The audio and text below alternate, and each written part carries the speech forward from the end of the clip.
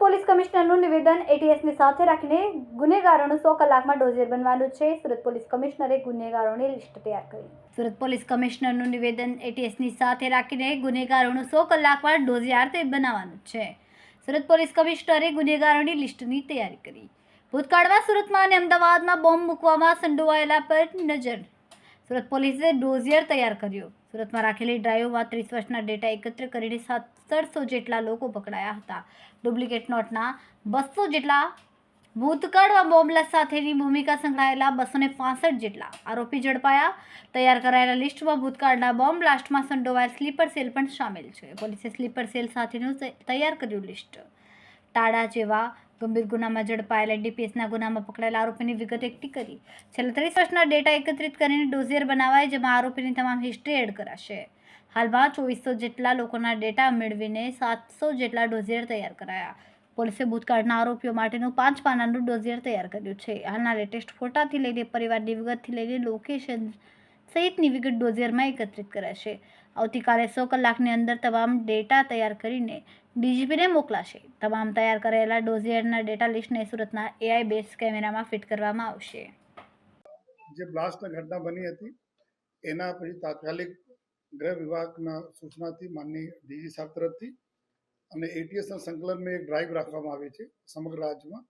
આમ જ ભાગરૂપે એવા તથ્યો જો કોઈ પણ પ્રકારથી એવા એન્ટી નેશનલ કામગીરીમાં સામેલ થવાની શક્યતા હોય, આ પ્રકારના તમામ વ્યક્તિઓના એક જો અલગથી ડોઝિયર બનાવવાની જો કામગીરી ચાલુ કરવામાં આવી છે, એના માટે સર્વપ્રથમ તો અલગ અલગ જો એવા ગુનાઓ જો લગભગ એન્ટી નેશનલ પ્રકારના ગુનાઓ હોય છે, એમાં જો છેલ્લા 30 વર્ષના ડેટા અમે લોકો લીધા, જે લોકો સામેલ હોય છે, ખાસ કરીને હથિયાર ધારાના જો કેસીસ, જો વેપન્સ વગેરેના સપ્લાયમાં વેપન સાથે પકડાયેલા છે, એવા છેલ્લા 30 વર્ષમાં કુલ લગભગ જો 1717 જેટલા એવા લોકો છે જો પકડાય છે.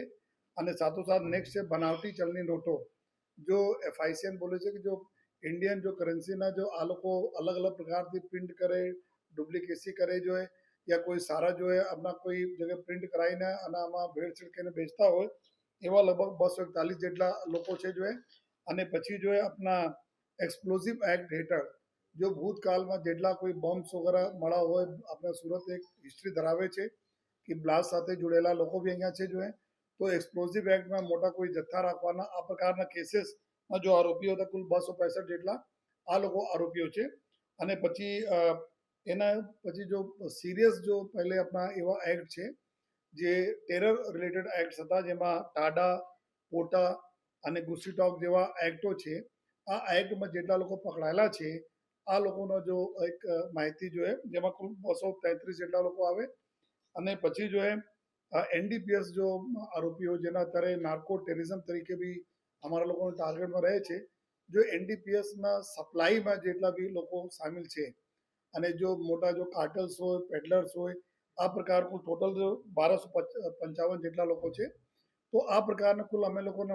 અને એના પછી જો એક નેક્સ્ટ કેટેગરી છે કે જે ઓઇલ ચોરીના, ક્યોંકિ આ સૌથી મોટો એક જો નેશનલ થેફ્ટના પ્રોપર્ટીના થેફ્ટ છે, તો ઓઇલ ચોરીના ગુના જે આપણે સુરતમાં નથી, લેકિન આ 6 પ્રકારના હેડમાં જેટલા લોકો છેલ્લા 30 વર્ષમાં પકડાયા છે, એની પૂરી એક માહિતી રેડી કરીને એના ડોઝિયર બનાવવાના.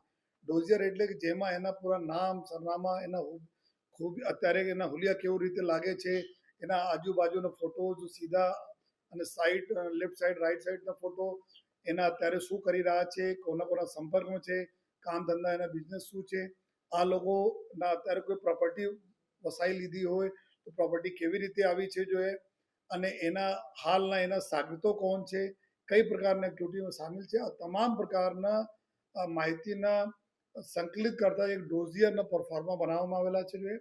અને અત્યારે જો પૂરી સમગ્ર જો પોલીસ, સુરત શહેરના તમામ ઝોનના પોલીસ, ક્રાઇમ બ્રાન્ચ સુધી તમામ લોકો આ ડ્રાઈવમાં સામેલ થઈને આ લોકો ડોઝિયર બનાવવાની કામગીરી કરી રહ્યા છે જો. જેમાં સાથોસાથ આ લોકોના લેટેસ્ટ લોકેશન બારેમાં અમે લોકો જોયા તો ટોટલ લગભગ 3800 જેટલા લોકો થાય છે. આમાં લગભગ જો આપણા શહેરમાં નથી, લેકિન બહાર બહુ દૂરના કોઈ જગ્યા 170 જેટલા લોકો છે જો બહાર છે. અને લગભગ 1200 જેટલા લોકો છે જો ગુજરાત રાજ્યમાં નથી, ગુજરાત બહાર છે જો. જેના માટે અમારા લોકો સંકલન ચાલુ છે જે તે યુનિટ સાથે, પોલીસ યુનિટ સાથે. બાકી જેલમાં અત્યારે 217 જેટલા છે અને 92 જેટલા લોકો મરણ પણ ગયેલા છે. અને તો આ બધાના અગર અમે કાઢીએ તો કરીબ 2400 લોકોના ડેટા અમે મળે છે